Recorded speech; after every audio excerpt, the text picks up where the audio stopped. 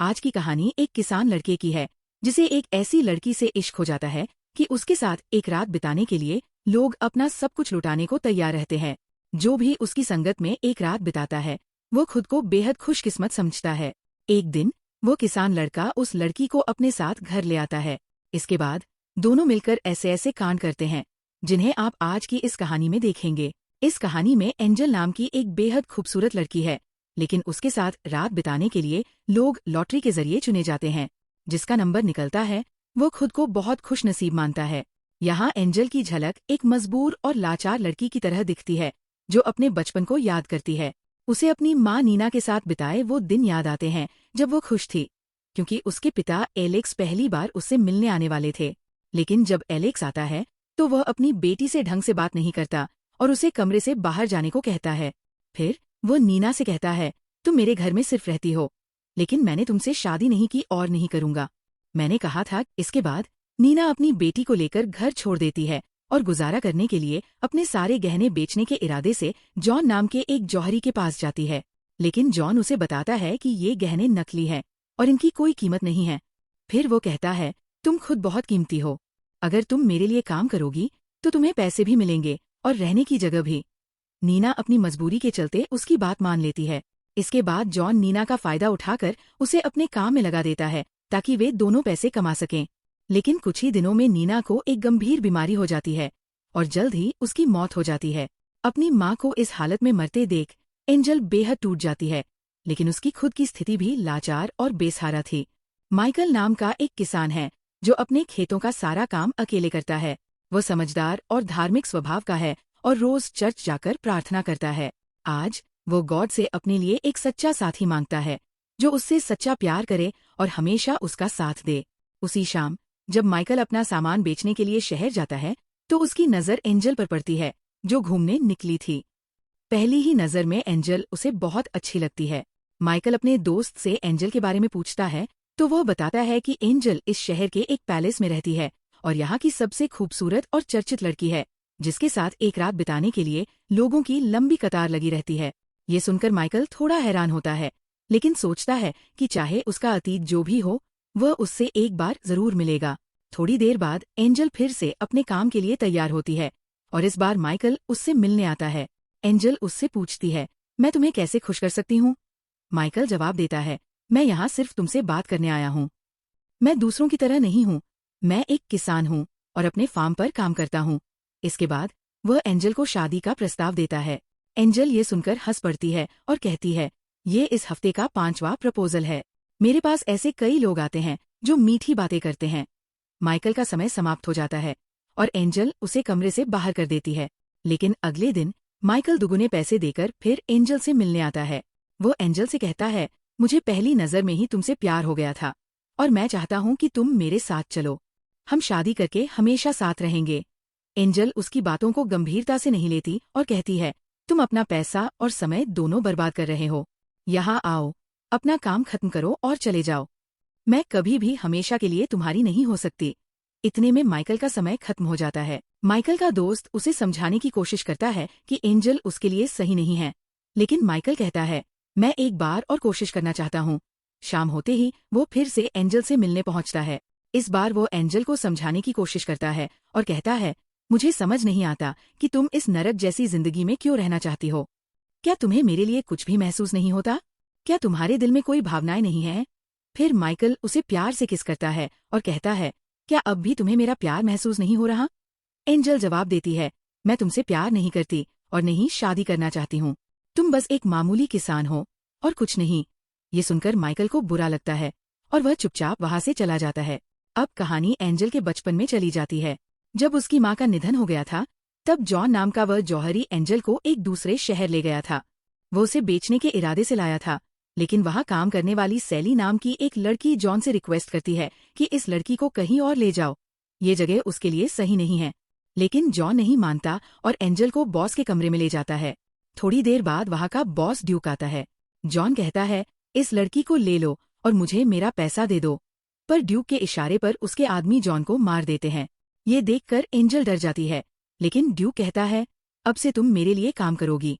इस तरह वह एंजल को डरा धमकाकर वहां रख लेता है। कुछ सालों में जब एंजल बड़ी हो जाती है तो ड्यूक उसे इस काम में लगा देता है। एंजल के दिल से अब डर खत्म हो चुका था और उसे विश्वास हो गया था कि दुनिया के सारे मर्द एक जैसे होते हैं, लेकिन वह मजबूर थी। एक दिन वहाँ एलेक्स आता है, लेकिन वो नहीं जानता कि एंजल उसकी बेटी है। जब एंजल उसे अपनी सच्चाई बताती है तो एलेक्स को एहसास होता है कि उसी की वजह से उसकी बेटी की जिंदगी बर्बाद हो गई है। खुद को दोषी मानते हुए वो आत्महत्या कर लेता है। अब कहानी वर्तमान में लौटती है, जहाँ एंजल की तबीयत बिगड़ जाती है। उसकी दोस्त उससे इसका कारण पूछती है तो एंजल जवाब देती है कि माइकल के बारे में सोचते सोचते वह कमजोर पड़ गई है। अब उसने तय कर लिया है कि वह ये काम छोड़ देगी। उसी रात माइकल को एक सपना आता है जिसमें वह देखता है कि एंजल के साथ कुछ बुरा हो रहा है। अगली सुबह वह पैलेस पहुंचता है और देखता है कि एंजल की हालत बेहद खराब है। ये देखकर उसे बहुत गुस्सा आता है और वो डचेस से कहता है, अब मैं इसे यहाँ से लेकर जा रहा हूँ। लेकिन डचेस कहती है कि एंजल पर उसका कर्ज है और कर्ज चुकाए बिना वो कहीं नहीं जा सकती। ये सुनकर माइकल डचेस को एंजल के कर्ज से 3 गुना ज्यादा पैसे दे देता है। फिर वह एंजल को अपनी माँ की अंगूठी देकर उससे पूछता है, क्या तुम मुझसे शादी करोगी? इस पर एंजल हाँ कहती है। इसके बाद माइकल एंजल को अपने फार्म पर ले आता है। मार की वजह से उसकी हालत बहुत खराब थी। एंजल माइकल से कहती है, तुमने डचेस को इतने सारे पैसे दे दिए। तो माइकल जवाब देता है, उसकी परवाह मत करो, मुझे बस तुम्हें उस जगह से बचाना था। लेकिन एंजल वो अंगूठी वापस कर देती है और कहती है, मैं ठीक होने के बाद तुम्हारे सारे कर्ज चुका दूंगी और फिर यहाँ से चली जाऊंगी, पर मैं शादी करके किसी की गुलाम नहीं बनना चाहती। माइकल ये सुनकर हंसता है और कहता है, शादी करना कोई गुलामी नहीं है। फिर वो एंजल को पहनने के लिए कुछ कपड़े देता है। एंजल पूछती है, क्या ये तुम्हारी वाइफ के हैं? माइकल जवाब देता है, ये मेरी बहन के थे, पर 1 साल पहले उसकी मौत हो गई। अब उसका पति पॉल और मैं यहाँ रहते हैं, लेकिन इस समय पॉल दूसरे शहर में है। इसके बाद एंजल उठने की कोशिश करती है, पर उसकी हालत खराब होने के कारण गिर जाती है। माइकल उसका ख्याल रखने लगता है और इस तरह 3 हफ्ते गुजर जाते हैं, जहाँ एंजल अब ठीक हो चुकी थी। रात के समय जब माइकल उसे देखने आता है तो एंजल उसे अपने पास बुलाती है और कहती है, अब तुम्हारा कर्ज चुकाने का वक्त आ गया है, और उसे अंतरंग होने के लिए कहती है। पर माइकल मना कर देता है और कहता है, मैंने तुम्हें इसलिए नहीं बचाया था। मैं चाहता हूँ कि मेरे दिल में तुम्हारे लिए जो एहसास है वह तुम्हारे दिल में भी हो, और जब तक ऐसा नहीं होता तब तक मैं तुम्हारे करीब नहीं आऊंगा। अगली सुबह जब माइकल फार्म में काम कर रहा होता है तो एंजल उसके पास आकर कहती है, मैं तुम्हारी बीवी वाली जिम्मेदारियां तो नहीं संभाल सकती, लेकिन जब तक यहाँ हूँ तुम्हारे साथ फार्म के काम में मदद कर सकती हूँ। माइकल उसकी बात मान लेता है और फिर वह उसे खेती के कई काम सिखाता है, जैसे अंडे इकट्ठा करना, मुर्गी पालना, मछली पकड़ना और अन्य कई काम। इन कामों में एंजल को भी आनंद आने लगता है। फिर एक रात माइकल एंजल को जगाकर कहता है, चलो हमें कहीं जाना है। एंजल कहती है, थोड़ी ही देर में सुबह हो जाएगी, इतनी रात को कहाँ ले जाओगे? इस पर माइकल उसे एक पहाड़ी पर ले जाता है, जहाँ से खूबसूरत सूर्योदय दिखाई देता है। माइकल कहता है, मैं तुम्हें ऐसी ही जिंदगी देना चाहता हूँ जिसमें बहुत सारे रंग हों, ठीक इस सूर्योदय की तरह। एंजल जवाब देती है, अगर तुम मेरी जिंदगी का आधा सच भी जान लोगे तो मुझसे नफरत करने लगोगे। माइकल कहता है, वो जिंदगी तुमने खुद नहीं चुनी थी, लेकिन अब तुम अपनी मनचाही जिंदगी चुन सकती हो। एंजल कहती है, मुझे ये भी नहीं पता कि मैं यहाँ क्यों हूँ। तुम मुझे अपनी बीवी मानते हो, लेकिन मेरे करीब नहीं आते। इस पर माइकल बताता है, मैं बस इंतजार कर रहा था उस एहसास का जो तुम्हारे दिल में मेरे लिए हो। फिर दोनों एक दूसरे को किस करते हैं और घर वापस आ जाते हैं। घर आकर माइकल पहली बार एंजल के साथ अंतरंग होता है और दोनों इस पल को पूरी तरह से आनंदित होकर बिताते हैं। फिर माइकल एंजल के पास आकर कहता है, मैं तुम्हारे साथ पूरी जिंदगी बिताना चाहता हूँ कि हमारे अपने बच्चे हों और हम हमेशा खुश रहें। लेकिन एंजल माँ नहीं बन सकती थी और ये बात माइकल अब तक नहीं जानता था। इसके बाद कहानी एंजल के अतीत में जाती है, जहाँ दिखाया जाता है कि एक बार वो गर्भवती हो गई थी।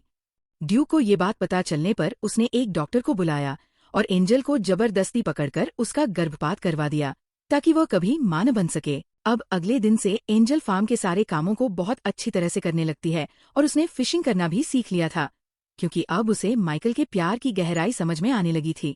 लेकिन फिर भी वह अपने अतीत की कड़वी सच्चाई के कारण खुद को दोषी मान रही थी और महसूस कर रही थी कि वह माइकल के काबिल नहीं है, क्योंकि माइकल को उसके अतीत के बारे में कुछ पता नहीं था। एक दिन माइकल और एंजल रास्ते से गुजरते समय कुछ लोगों को देखते हैं। वे एक परिवार था और उनकी माँ एलिजाबेथ गर्भवती थी। उनके पास अपना घर नहीं था और वे कहीं और ठिकाना खोजने के लिए जा रहे थे। माइकल और एंजल उनकी मदद के लिए उन्हें अपने घर ले आते हैं और खाना देते हैं। परिवार उनके प्रति बहुत आभारी होता है। उनके साथ मरियम नाम की एक बड़ी बेटी भी थी, जो एंजल से पूछती है कि वह और माइकल कैसे मिले थे। एंजल उसे अपनी कहानी बताती है कि पहले उसकी जिंदगी कैसी थी और कैसे वह और माइकल एक दूसरे से मिले थे। धीरे धीरे एंजल और मरियम के बीच गहरी दोस्ती हो जाती है। समय बीतता है और एलिजाबेथ एक बेटे को जन्म देती है, जिससे सभी बेहद खुश हो जाते हैं। माइकल और मरियम मिलकर उस बच्चे का बहुत ध्यान रखते हैं। उन्हें साथ देख एंजल को लगने लगता है कि मरियम और माइकल की जोड़ी वास्तव में बहुत अच्छी रहेगी। रात को मरियम के पिता सबको बताते हैं कि उन्होंने पॉल से कुछ जमीन खरीद ली है और अब वे सब यही रहेंगे। अगले दिन जब माइकल और एंजल खेत में होते हैं तो एंजल कहती है, मरियम बहुत प्यारी लड़की है, तुम दोनों की जोड़ी बहुत अच्छी लगेगी। इस पर माइकल जवाब देता है, मैं सिर्फ तुमसे प्यार करता हूँ और हमारे बीच कोई भी नहीं आ सकता। इसके बाद एंजल माइकल को अपने अतीत की कड़वी सच्चाई बताती है कि कैसे ड्यूक ने जबरदस्ती एक डॉक्टर से उसका ऑपरेशन करवाया था, जिससे वो अब कभी मां नहीं बन सकती।